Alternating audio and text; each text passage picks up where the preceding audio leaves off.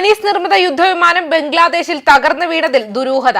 ധാക്കയിലാണ് ബംഗ്ലാദേശ് എയർഫോഴ്സിന്റെ പരിശീലന വിമാനം സ്കൂൾ കെട്ടിടത്തിന് മുകളിൽ തകർന്നു വീണത്. ചൈന നിർമ്മിച്ച യുദ്ധവിമാനങ്ങളിൽ തകർന്നു വീണ രണ്ടാമത്തെ F-7 യുദ്ധവിമാനമാണിത്. മറ്റു രാജ്യങ്ങളെ തകർക്കുന്നതിനു വേണ്ടി കരുതിക്കൂട്ടി ഇത്തരത്തിൽ നിലവാരമില്ലാതെ ജെറ്റുകൾ നിർമ്മിച്ച് നൽകുന്നതാണോ എന്നതിലും സംശയം നിലനിൽക്കുന്നുണ്ട്.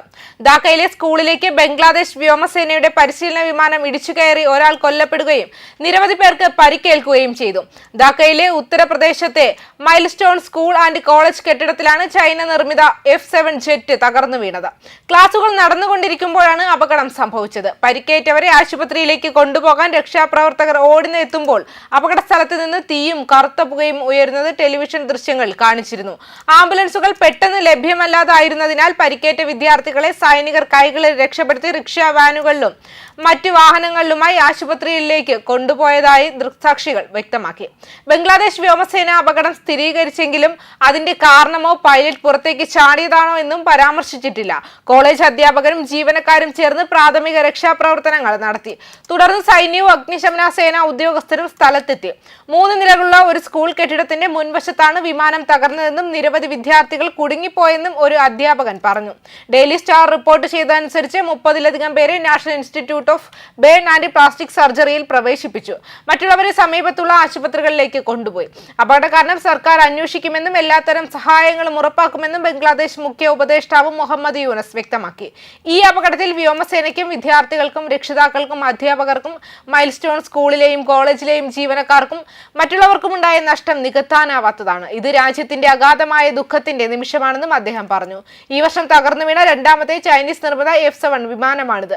കഴിഞ്ഞ മാസം മ്യാൻമാർ വ്യോമസേനയുടെ ഒരു F-7 യുദ്ധവിമാനം സാംഗൈങ് മേഖലയിൽ തകർന്നു വീണ് പൈലറ്റ് കൊല്ലപ്പെട്ടത് ബീജിംഗ് നിർമ്മിക്കുന്ന പ്രതിരോധ ഉപകരണങ്ങളുടെ ഗുണനിലവാരത്തെക്കുറിച്ച് ആശങ്ക ഉയർത്തിയിരുന്നു. അതേസമയം മ്യാൻമാർ വ്യോമസേനയുടെ ഒരു F-7 യുദ്ധവിമാനം ജൂൺ 10-ന് സാംഗൈങ് മേഖലയിലെ പാലെ ടൗൺഷിപ്പിൽ തകർന്നു വീണു. അപകടത്തിൽ ഒരു പൈലറ്റ് മരിച്ചു. മെക്കാനിക്കൽ തകരാറാണ് അപകടത്തിന് കാരണമെന്ന് MAF പറഞ്ഞു. എന്നാൽ പീപ്പിൾസ് ലിബറേഷൻ ആർമി ഒരു റെസിസ്റ്റൻസ് ഗ്രൂപ്പ് ഒരു യുദ്ധത്തിനിടെ മെഷീൻ ഗൺ ഉപയോഗിച്ച് യുദ്ധവിമാനം വെടിവെച്ചിട്ടതാണെന്നും അവകാശപ്പെട്ടു. എന്നിരുന്നാലും PLA പതിപ്പ് ചോദ്യചിഹ്നത്തിലാണ്. ജൂൺ 10-ലെ സംഭവം ചൈനീസ് ആയുധ സംവിധാനങ്ങൾ മ്യാൻമാർ, പാകിസ്ഥാൻ ഉൾപ്പെടെയുള്ള വികസ്വര രാജ്യങ്ങൾക്ക് വിൽക്കുന്നതിന്റെ അപകട സാധ്യത കാണിക്കുന്നുവെന്ന് വിദഗ്ധർ പറഞ്ഞു. ചൈനീസ് നിർമ്മിത ഉപകരണങ്ങളുടെ ഗുണനിലവാരത്തിൽ നേരത്തെ നിരാശരായ മ്യാൻമാർ വ്യോമസേന കഴിഞ്ഞ വർഷം റഷ്യയിൽ നിന്ന് 6 സുഖോയ് Su-30 SME യുദ്ധവിമാനങ്ങൾ സ്വന്തമാക്കി. MAF-ൽ നിന്നുള്ള ചൈനീസ് നിർമ്മിത JF-17 തണ്ടർ യുദ്ധവിമാനങ്ങൾ വലിയ സാങ്കേതിക പ്രശ്നങ്ങൾ നേരിടുന്നു. 2018-ൽ ഒപ്പുവെച്ച $400 മില്യൺ കരാറിന് കീഴിലാണ് മ്യാൻമാർ വ്യോമസേന റഷ്യൻ യുദ്ധവിമാനങ്ങൾ സ്വന്തമാക്കിയത്. 2024 ഡിസംബർ 15-ന് മണ്ഡലയിലെ മെയ്കിറ്റ്ല വ്യോമതാവളത്തിൽ ജെറ്റുകൾ കമ്മീഷൻ ചെയ്തു. ഇന്ത്യയുടെ അതിർത്തിയിലുള്ള പ്രദേശങ്ങൾ ഉൾപ്പെടെ രാജ്യത്തിന്റെ മറ്റു പ്രദേശങ്ങൾ പിടിച്ചെടുത്ത വിമത ഗ്രൂപ്പുകൾക്കെതിരെ മ്യാൻമാർ വ്യോമസേനയ്ക്ക് തിരിച്ചടി നൽകാൻ Su-30 SME യുദ്ധവിമാനങ്ങൾ ഒരു മികച്ച അവസരമായിരിക്കും. ന്യൂസ് ഡെസ്ക് കർമ്മ ന്യൂസ്.